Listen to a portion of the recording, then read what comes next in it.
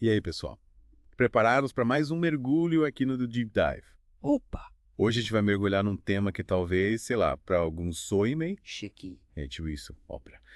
Mas calma, a gente não vai, tipo, vestir smoking, nada disso. Pode relaxar? A ideia é bater um papo sobre como a ópera, lá no século XVIII, passou por uma baita transformação, sabe? Uma revolução musical. Isso. Saiu dos moldes antigos e se jogou na liberdade de expressão. É isso aí. Teve gente quebrando regras, inovando, experimentando. Uma fase fascinante da história da ópera. E quem eram esses revolucionários da música? Compositores. Compositores, poetas, libretistas, uma galera inquieta que queria dar uma nova cara para a ópera. E qual era o problema da ópera da época? Por que essa vontade toda de mudar?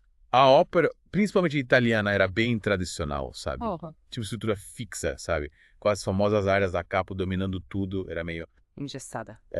tipo isso. E esses caras, eles não queriam aposentar a área, eles queriam dar uma repaginada nela, trazer outros elementos para a cena. Então era tipo uma reforma, não uma demolição total. Exatamente. Eles buscavam uma evolução, não uma ruptura. E essa busca por inovação ia além das áreas, sabe? Eles começaram a usar o recitativo obligato com mais frequência, que é um tipo de diálogo musical mais solto, sabe? Mais expressivo. Isso. Que permitia aos cantores, tipo, transmitirem emoções de uma forma mais natural.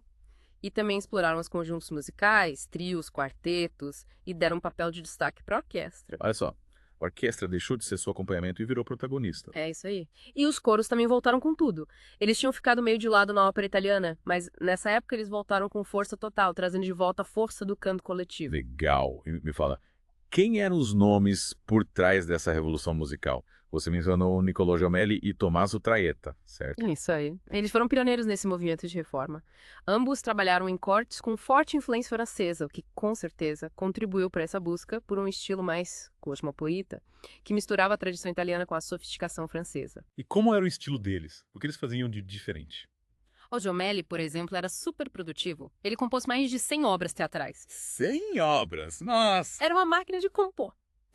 João Traeta, ele era um visionário. Queria unir o melhor da tragédia lírica francesa, que era um tipo de ópera francesa conhecida pela grandiosidade, com a intensidade da ópera séria italiana. Ele chegou a usar o mesmo libreto do Rameau, um dos grandes nomes da ópera francesa, para compor a sua obra Hipólito e de Arícia. Legal. E além de misturar estilos, ele também inovou em outros aspectos. Sim. Ele incorporou elementos como as danças e as sinfonias descritivas, que usavam a música para criar cenas e contar histórias. Parece que ele já dava uma prévia da fusão de estilos que viria a ser a marca registrada da reforma operística. Totalmente. E por falar em fusão de estilos, chegou a hora de falarmos do maestro da Revolução, Christoph Willibald Gluck. Opa, esse é o cara. Ele é a figura central dessa transformação toda. E a trajetória dele é fascinante. Nasceu na Baviera, estudou na Itália, morou em Londres, viajou pela Alemanha como maestro. Caramba, ele rodou a Europa toda. É. Depois virou compositor da corte em Viena e, para fechar com chave de ouro, triunfou em Paris sob a proteção da rainha Maria Antonieta.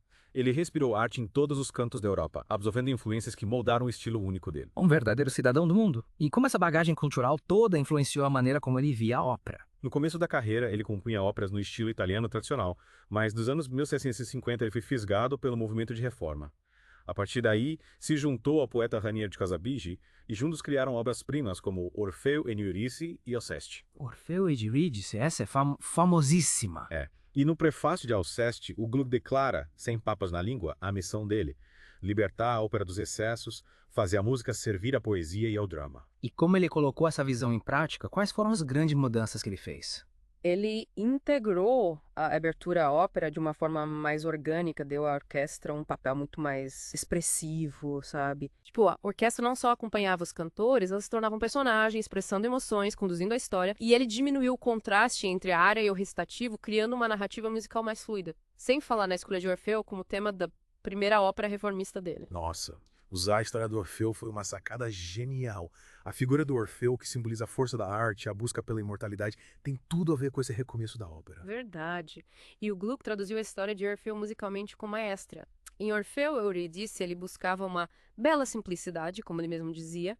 Um exemplo disso é a famosa área Que farò senza Eurídice, um lamento contido, mas profundamente emocionante. É de arrepiar. E ele moldou a música ao drama, combinando recitativos, áreas, danças e cores em cenas grandiosas, unificadas. O coro, por exemplo, tem um papel fundamental na ópera, principalmente na cena das fúrias, no ato toco. Que cena é essa? Me conta mais. Imagina a cena. Orfeu, desesperado para resgatar sua amada Eurídice do mundo dos mortos, suplica às fúrias. E são seres implacáveis que guardam o reino subterrâneo. Ele está acompanhado da lira, representada na orquestra pela harpa e pelas cordas. Que legal. E enquanto ele implora, as fúrias o provocam e o desafiam, criando um clima de tensão. A música e o drama se fundem, expressando a luta dele contra a fúria da natureza, a dor da perda, é de arrepiar. E aí, voltamos, parte 2 do nosso mergulho agora. É isso aí. A gente tá falando de como o Gluck e seus colegas meio que deram uma chacoalhada no mundo da ópera lá no século XVIII, né? Eles queriam uma coisa mais, sei lá, mais natural, mais autêntica. Tá, tipo, mais humana. Isso. E essa busca por naturalidade na ópera é super interessante porque, na real, era uma volta às raízes, sabe?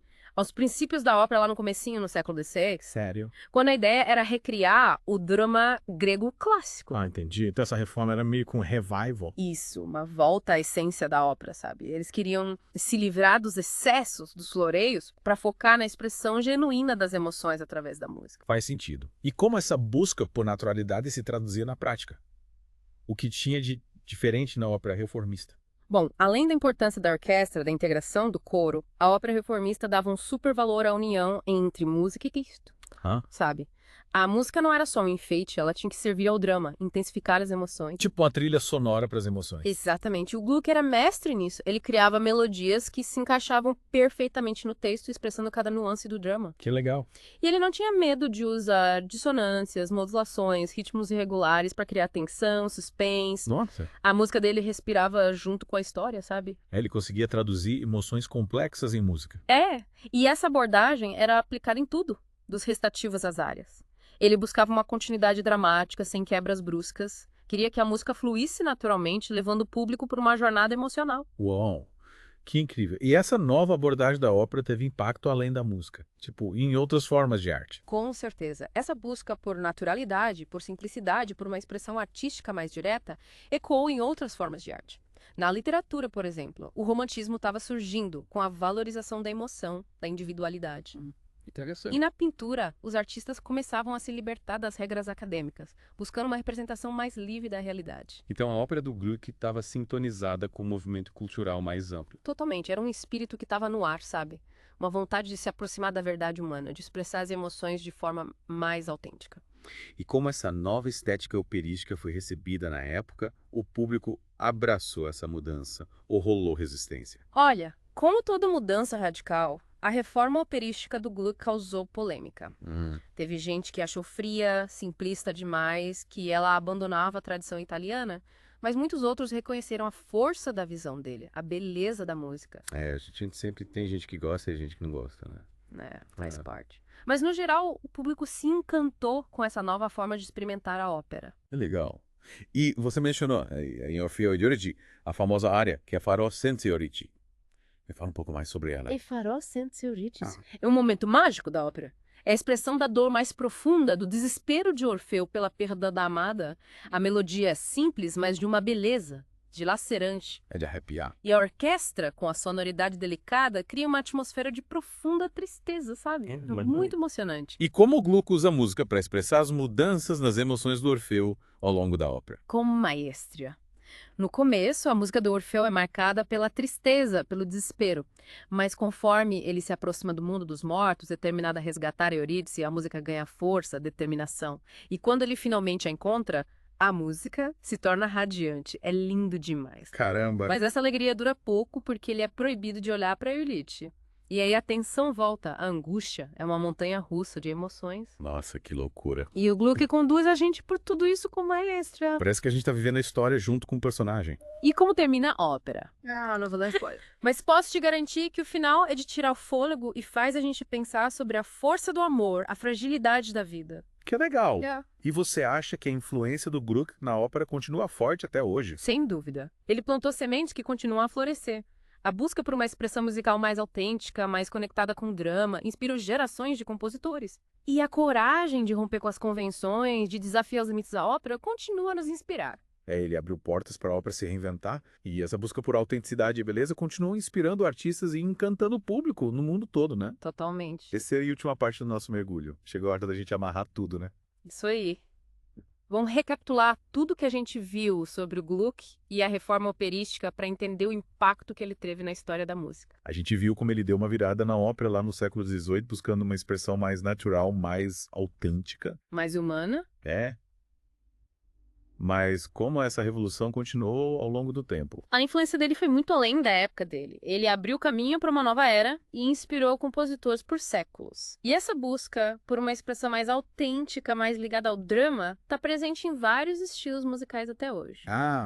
Tipo... Tipo, quando a gente assiste a um musical da Broadway, por exemplo, entendi. a gente vê essa mesma preocupação em integrar música, drama e emoção. A gente pode traçar uma linha, sabe? Sei.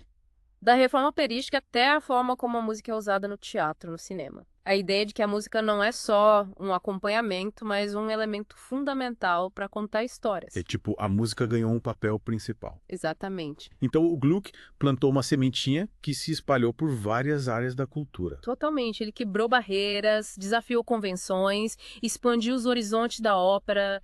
E essa ousadia inspirou outros artistas a buscarem novas formas de expressão, a experimentarem. Ele abriu muitas portas. É incrível pensar como uma pessoa só pode ter tanto impacto na história da arte. É verdade. E o mais legal é que o legado dele continua vivo até hoje. As óperas dele ainda são encenadas no mundo todo. E os ideais artísticos dele continuam inspirando novas gerações de músicos e artistas. E para quem ficou curioso para conhecer a obra dele, por onde começar? Orfeu de Eurídice é um ótimo ponto de partida. É uma obra-prima. É mesmo? Se transporta para outro mundo e faz você sentir a força do amor, da perda, e a música é simplesmente Arrebatadora. isso. E para quem já conhece Orfeu, o que mais você indica? A Seste é outra obra incrível, que explora temas como sacrifício, redenção. E Ifigênia, na Aulide, é uma tragédia poderosa. Te prende do começo ao fim. Nossa, quanta dica boa. Acho que vou montar uma playlist com as óperas do Gluck. Boa! E não esquece de explorar também as obras dos outros compositores que foram influenciados por ele. Tipo, Niccolò Piccini, Luigi Cherubini, Hector Berlioz. Tem muita coisa legal para descobrir. É verdade. O importante é ter a mente aberta para novas experiências. Afinal, a arte está sempre se transformando, né? Com certeza. Sempre se reinventando, buscando novas formas de expressão.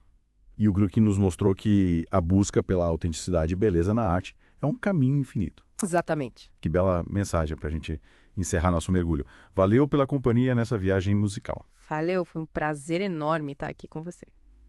E a gente se encontra no próximo mergulho, explorando novos temas. Até lá!